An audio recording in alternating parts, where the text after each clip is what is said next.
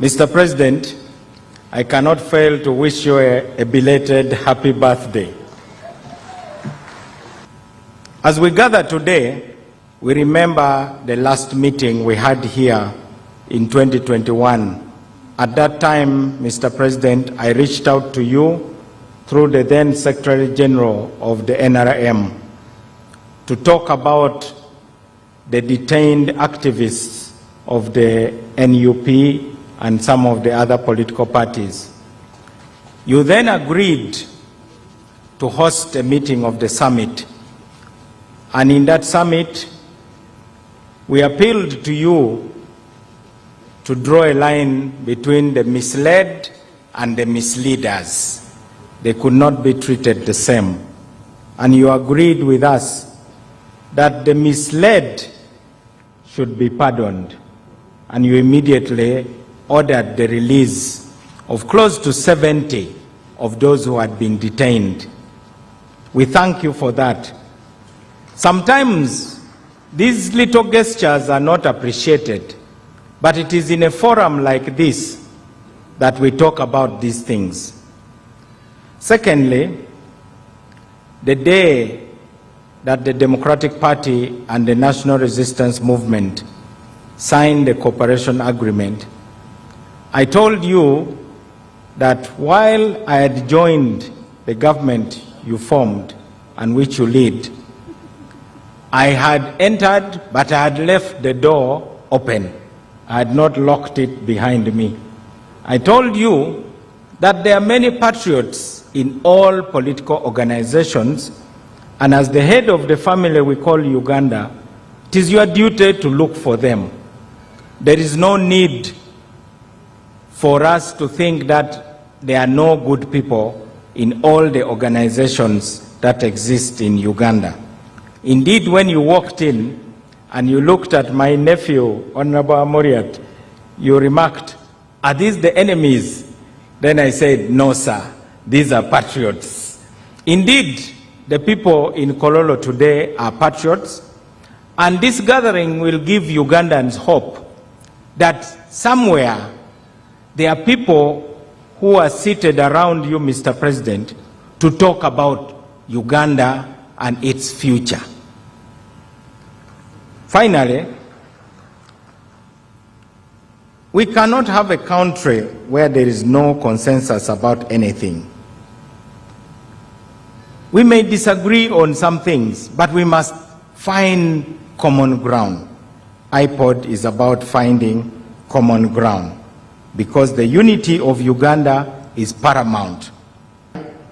I'm delighted that the IPOD summit members are the 20% who want to offer at least 80% of the solution. So today, as I, on behalf of DP, take the leadership of IPOD, I want to announce that we shall leave the door of IPOD open. We are taking over the leadership of the institutions of IPOD at a difficult time.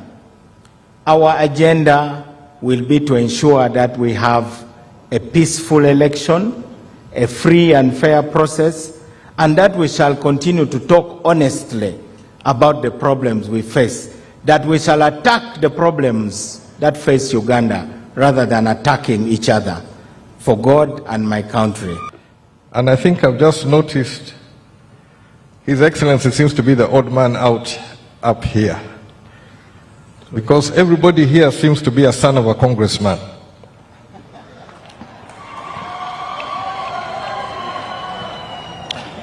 As UPC, the seeds we have sown are part of what has germinated here. But as Ugandans, we're heading into an election season, and I, as a congressman who believes in the dream of Uganda, I remain committed to Uganda. I would try to do everything in my power that we can emerge stronger, more united, even if we go through a difficult election process. That is a commitment which Uganda People's Congress has had towards dialogue. We will always seek to pursue the dialogue option in order to overcome the difficulties, and difficulties will be there.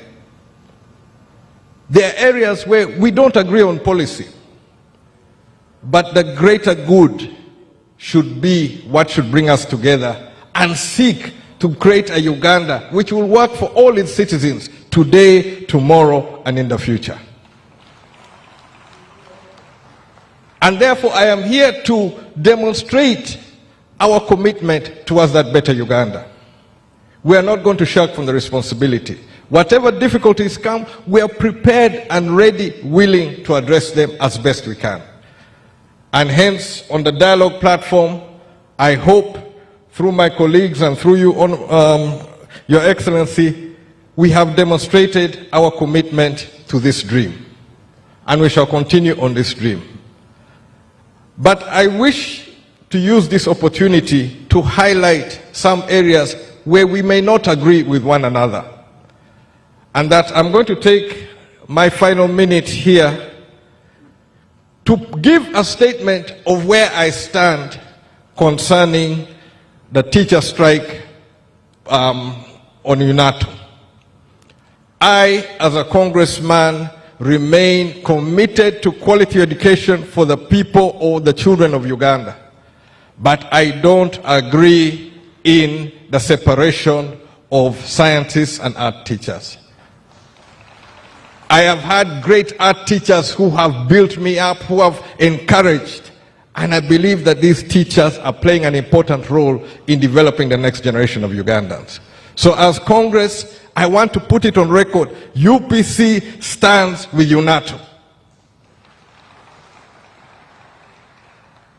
That is not to say, Mr. President, that we will not seek to find other ways or other areas where we are on the same page. But on a policy platform, on this one, I wanted to make it clear to my members and to others, we may have different policy platforms, we may have different goals or whatever, but the ultimate goal is how we're going to develop Uganda. And I say all this for God and my country. We became part of the founders of IPOD. And our being here today underlines the fact that we as the FDC remain committed to dialogue. The dialogue that we envisage from this forum is meaningful dialogue. We envisage dialogue with respect for each other. We envisage dialogue where resolutions of the IPOD summit are implemented. We, in the opposition, have a responsibility to the peace and security of this country in the way we play our politics. But to a greater extent, Mr. Chairman of the IPOD Summit, it is you and the ruling party that has a greater responsibility to Ugandans. The elections in this country are around the corner. It is our expectation that you will lead the way in ensuring a peaceful election. I speak from a position of a participant. In fact, I was your political rival, Mr. President, as you remember. I went through hell during that election. And I do not like to see my successors going through such a situation. Secondly, Mr. President, even as we talk about dialogue, there is a dire need for us to reconcile this nation. Our country is broken apart on tribal, religious, and political lines. And we'll just be making a fun of ourselves, my dear friends, if we kept dialoguing without emphasizing without emphasizing reconciliation in this country. And reconciliation can take different forms. I speak today and do understand that there are a lot of people languishing in prisons. Some of them have waited for justice to be dispensed, and this justice is being delayed. My appeal to you, Mr. Chairman, is to exercise clemency. I would like to appeal to you, Your Excellency, that you exercise the prerogative of mercy, even for those who may be found at fault, and these should just merely be for the sake of not living in the past, but progressing this country forward. Finally, as I sit down, Your Excellency, you are aware that in an election there are rules. And those rules, as the FDC, we will adhere to the letter. We have candidates who will be traversing the country. And it's my expectation that the harassment that we normally face from the military and the police remains history, and that we may have a peaceful election. I am here to assure everybody that JEEMA is still committed to IPOD, and JEEMA will remain an active participant of IPOD. We believe that the challenges afflicting this nation can be comprehensively addressed through dialogue, through discussion, through consensus. One of the challenges we are facing as a country is increasing episodes of impunity in some spheres of life. Inexplicable arrests, inexplicable detentions, people being on remand for years. And Mr. President, you remember that time, I gave you an example of many Muslim sheikhs, Sheikh Wanjala, Sheikh Wasigu, who have been on remand for now 15 years. They cannot receive justice. But that's just one example. There are really many others. And we agreed that you cannot have a criminal justice system where people are arrested and investigations come later. It's a mockery of justice. So I want us as IPOD, Mr. President, to begin discussing and squarely engaging those ideas for the good of our country. I thank you very much. The chairman, president of PPP, Mr. Saddam. Our party is anchored on four values. One is reconciliation, one is non-confrontational, one is non-violence, and the fourth one is dialogue. It is because of those core values that we are committed to dialogue as a party. I can testify to you that the time I have been in politics, now it is 30 years, I have not appeared at police for any reason. For any reason. Why? Because of that approach.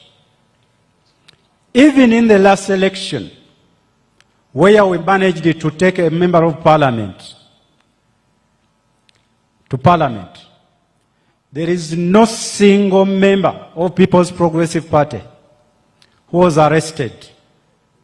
Why? Because of that approach we are preaching to our members. And it is that we need to teach to the people of Uganda. That you can disagree. And this is what I always tell my fellow leaders in the party. That when you are addressing somebody, whether president, whether a president of another party, bear in mind that the person you are addressing, who you are criticizing, his wife referred to him as a husband. His children refer to him as a dad. Once you bear that in mind, then you will sieve your language to make sure that even when you have disagreed with me, or with the president, or with the speaker, you will not antagonize with that expanded family. If we can adopt that, then this country shall be peaceful. Let me wind up.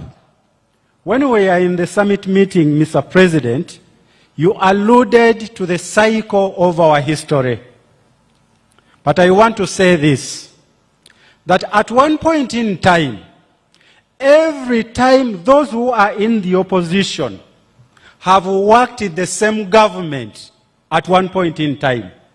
And when they disagree with those in government, then they come in the opposition. Because they have served in the government, as they take credit for what went right during their time in that government, even when they disagree, they should take responsibility for what went wrong when they were serving in the same government. Nobody should give reason or point fingers to apportion all blames to one party, to one individual. We are all responsible for what has gone wrong, and we must be responsible to correct it, for God and my country. Politics must be like medicine. A political leader should be like a doctor. A doctor looking at patients. And this doctor will only help those patients if he makes a correct diagnosis of what the patients are suffering from. If he makes a wrong diagnosis and makes a wrong prescription, the patients will not get cured. They may even die. When it comes to society, it is the same process. You either identify the problems of the society correctly and apply correct answers, or you will not give them a solution. And that's why the NRM has identified the 4 principles which we keep talking about: patriotism, love Uganda. Why? Because you need it for your own good. Secondly, Pan-Africanism, love Africa. Why? Because you need it for your own good. I don't have time to go into the details, but we have explained this elsewhere. Thirdly, socio-economic transformation. We cannot go on with the pre-capitalist societies, traditional societies, and we think that we shall manage to survive in the future. And finally, democracy. We think with these 4, we shall succeed, and we have been able to move, as we have seen. In the last 40 years almost, the NRM has been able to revive the economy of Uganda, and although we have still problems, but we are much stronger than we had ever been before. So that's the number 1. Correct understanding of the society. But secondly, if you have a different understanding, at least don't be violent. Don't use violence. Don't use subversion. Like the members here were saying, yes, they have got their different points of view, but let them express them peacefully, and then we see whether we agree or disagree. Now, when you have got a right understanding and you act right, then things will move. the country will be peaceful. But even if you have got a wrong understanding, but you are not violent, you don't act wrongly, yes, you will make mistakes, but the country will remain stable, and in the future, those mistakes will be understood and corrected.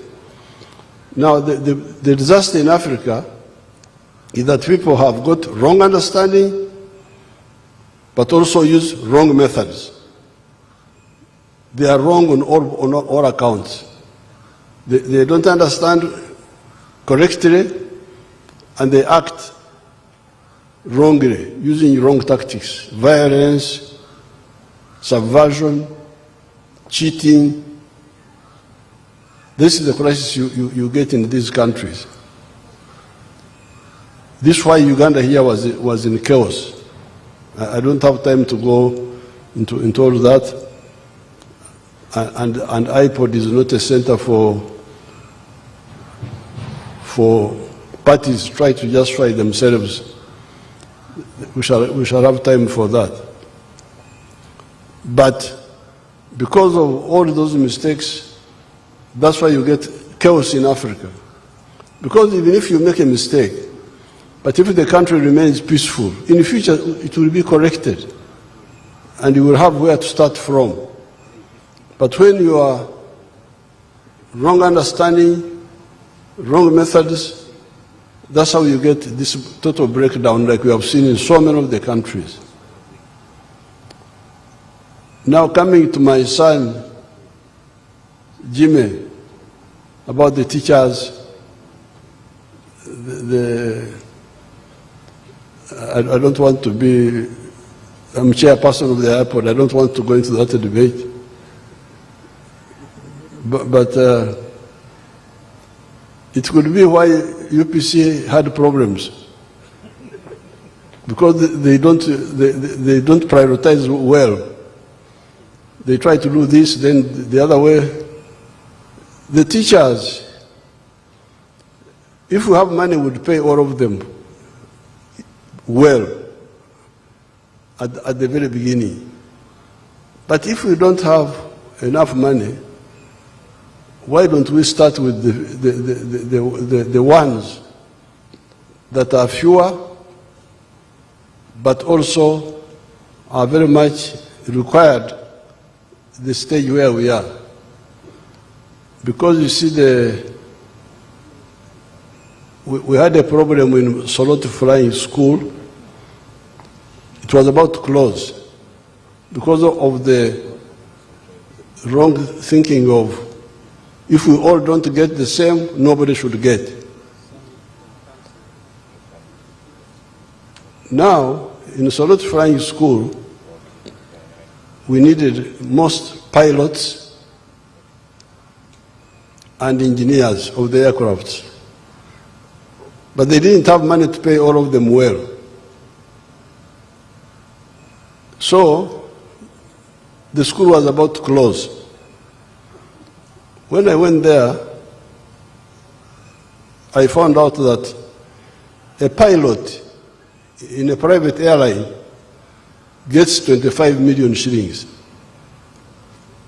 A pilot gets 25 million shillings. Now here in Soloti Flying School, they were trying to pay a pilot 1 million, because that's what they could afford. And also pay the secretary, the typist, the same amount of money, pay the cleaner, pay what, wanting to pay everybody. Then I said, but you people, the one we need most badly are pilots and engineers. The secretaries can be paid well later. If you have got money to pay all of them well, good. But if you don't have, what do you do? Should the flying school close? Because either we all get or nobody gets. That logic is not correct. We freedom fighters, we always prioritize. When I advised them, they agreed to pay the pilots well. And they are not very many, because the pilots were few. And then the engineers. Now, the other people, the cleaners, the what, those can come later. But now they are trying, we are all working in Solid Flying School, we must all get equal. Yes, but we need pilots more than the cleaners. So that now that we are repairing the economy, we need engineers on the roads. We need doctors, very badly. We need chemists. Unfortunately, the scientists are not so many. They are not so many. So we can pay them, and then later we shall add on the other group. But I didn't want to go into that debate because we came here for unity, not for arguing. So, with these few words, I want to thank the IPOD for having trusted us, NRM, for the last 5 years with the leadership. I now peacefully hand over